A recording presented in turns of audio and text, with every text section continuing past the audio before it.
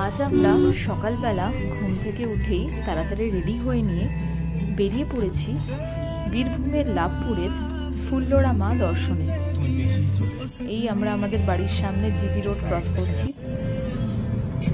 এই কিছুটা এগিয়ে এরপর আমাদের পড়বে নিবেদিতা সেতু, যে টোল ব্রিজ সেটাকে ক্রস করে দুর্গাপুর এক্সপ্রেসওয়ে আমরা ধরব। টোল এসে গেছে। এই টোলটা আমরা ক্রস করলেই তারপরেই আমরা দুর্গাপুর এক্সপ্রেসওয়েতে পৌঁছে যাব। এই টোলটাতে সম্ভবত যাওয়ার জন্য 75 টাকা কাটলো। এই আমরা এসে পড়েছি দুর্গাপুর এক্সপ্রেসওয়েতে। এই রাস্তাটা আমার বরাবরই ভালো লাগে, ছোটবেলা থেকে যতবার শান্তিনিকেতন এই রাস্তার উপর দিয়ে যাই আর একটা আলাদাই অনুভূতি হয়। এত স্পিডে গাড়ি চলে এই রাস্তা দিয়ে, এত স্মুথ, খুব সুন্দর রাস্তা। এরপর আমরা এসে গেছি আরেকটা টোলে।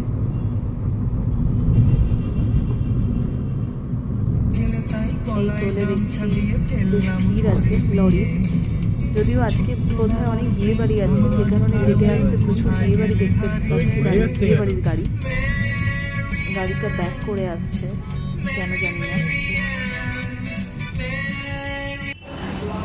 এবার আমরা এসে পৌঁছে গেছি শক্তিগড়ে। এই গাড়ি থেকে একে একে সবাই নামছে। এখানে আমরা করবো ব্রেকফাস্ট। শক্তিগড় তো ল্যাংচা হাব, এখানে সবাই জানে। সেরকমই আমরা একটা নতুন দোকানে এসে গেছি, ল্যাংচা নগর। এই যে এগুলোতে সব ল্যাংচা, রসগোল্লা, সীতাভোগ, মিহিদানা সবই রয়েছে এখানে। আমরা ব্রেকফাস্ট করতে এসেছি। আমাদের এই ব্রেকফাস্টের মেনু হচ্ছে লুচি, তরকারি আর তার সাথে রসগোল্লা। খেয়ে নিয়ে আমরা আবার বেরিয়ে পড়ব আমাদের যে ডেস্টিনেশন সেখানে। আমরা এখন গাড়িতে উঠছি, বেশ হাওয়াও দিচ্ছে, শীতকাল সকালবেলা। এবার আমরা সোজা বেরিয়ে যাব লাভপুরের দিকে। আমরা এখন বর্ধমানের উপর দিয়ে যাচ্ছি, বর্ধমান শহরটার উপর দিয়ে। এই সামনেই রয়েছে বর্ধমান স্টেশন। আর এখানে প্রায় সব দোকানই, কলকাতার যে বড় বড় দোকানগুলো থাকে, জুয়েলারি বা বিভিন্ন শাড়ি, সব কিছুর দোকানই এখানেও দেখতে পাচ্ছি আশেপাশে।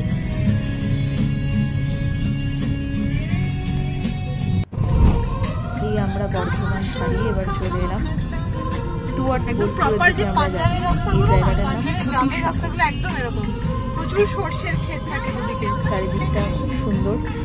সরষের ক্ষেত রয়েছে, ধান ক্ষেত রয়েছে। আর ওয়েদারটাও যাওয়ার সময়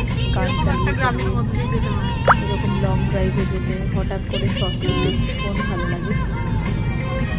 এবার আমরা যাচ্ছি,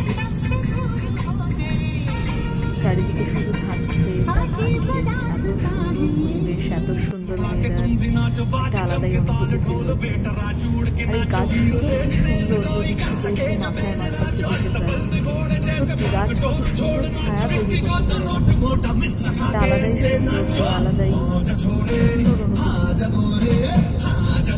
বেশ ফাঁকা রাস্তা, গিয়ে সারি সারি গাছ, ভালো লাগে।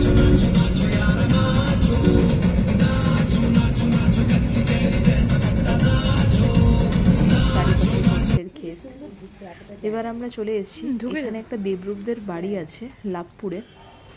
সেই বাড়িটায় এখন কেউ থাকে না, বছরে হয়তো একবার কি দুবার আসা হয়। সেই বাড়িটা দেখতেই চলে এসেছি। এটা আমার কাছে প্রথমবার, তাই আমি একটু এক্সাইটেডও ছিলাম দেখার জন্য।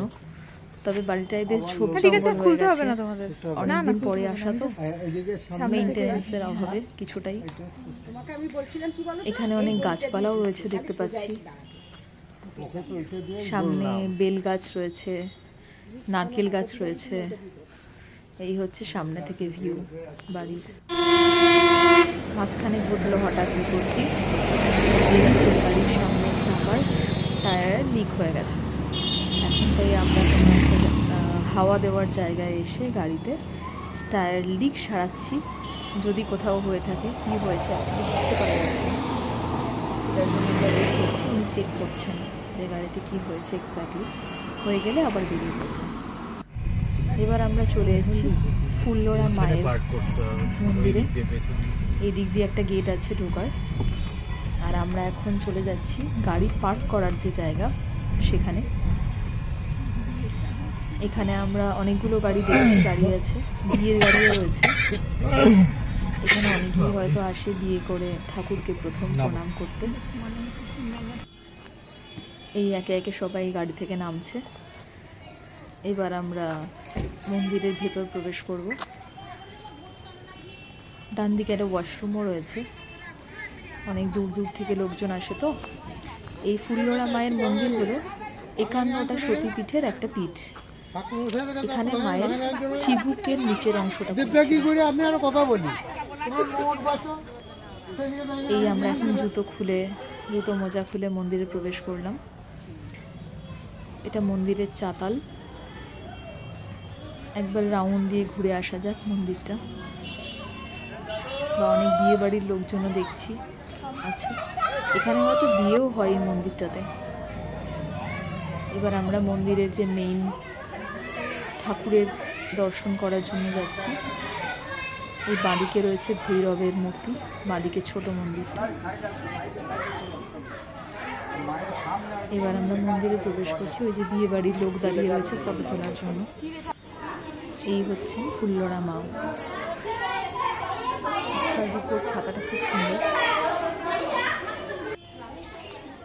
এখন আমরা হেঁটে যাচ্ছি। এটার অ্যাকচুয়ালি দেখলাম লেখা আছে ঋষিকেশ ঘাট। এই ডান দিকে একটা রাস্তা। এখানে যে একটা পুকুর রয়েছে, এই পুকুরটাকে বলা হয় দুধ পুকুর। একটা প্রচলিত রয়েছে যে এই পুকুরে নাকি আগের দিন কেউ যদি মন থেকে কিছু চাইতো তাহলে পরের দিন সেই জিনিসটা ভেসে উঠত। সবই এখন কোনটা কতটা গল্প জানি না। 9টা বাজে বাড়ি যেতে। এবার আমরা দিন শেষে ভোগ টোগ খেয়ে বাড়ির পথ ধরলাম। খাওয়ার ভিডিওটা আমার তোলা হয়নি, তাই এখানে দেখা না সেটা ঠিক আছে। এবার আমরা প্রায় সন্ধে হয়ে গেছে। শীতকালে তো চুপ করে হঠাৎ করে সন্ধে নেমে যায়। এখন প্রায় 4:45টার কাছাকাছি বাজে। তো আমরা এখন বাড়ির পথ ধরবো। এই আমরা লাভপুর থেকে বেরোচ্ছি। এই হচ্ছে মন্দিরের বেরোনোর গেট। সেটা তো 2 ঘন্টা লাগবে। ফুল্লরা তরুণ। আরে রাস্তার ধারে অনেক জলের দোকান পাবে। খুব সুন্দর লাগলো আজকের দিনটা, সকালবেলা থেকে রাত অবধি।